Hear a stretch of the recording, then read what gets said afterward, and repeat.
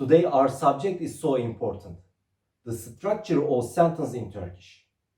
Verbs should be at the end in Turkish regular sentences.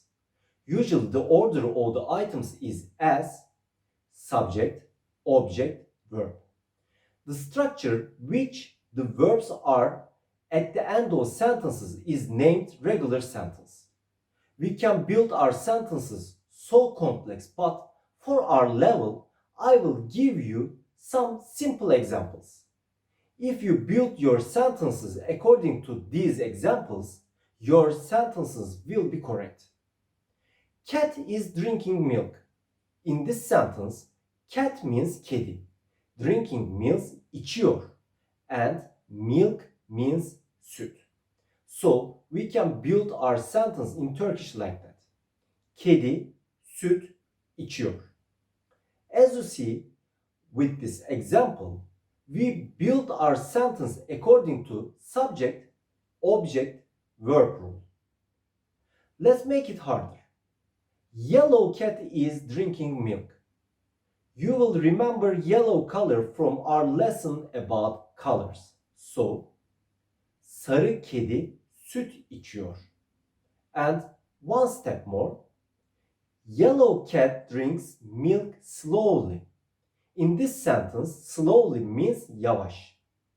Sarı kedi sütü yavaş içiyor. First of all, one more element was appeared in our sentence structure. Now our structure is adjective, subject, object, adverb, verb. Actually, order is same, but we added some other elements. Now, you will ask me, in previous sentence we used süt, but in the last one we used sütü. So why? When we want to emphasize a word, we add ı, i, u, or ü.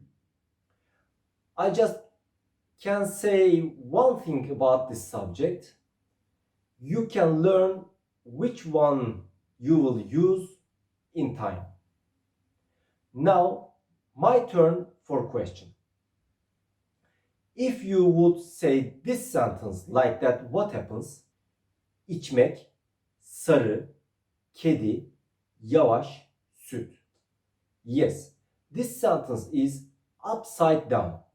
It is completely in wrong order and doesn't follow structure rule, but a Turkish can understand even this sentence.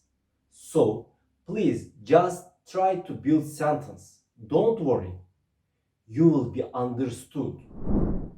We almost finished 70% of our course. In next lesson, we are going to start tenses. So, step by step, subject is getting complex. Get ready for harder lessons. We will start to use the vocabulary I gave you up to now. I suggest you to check the words in our previous videos. See you soon.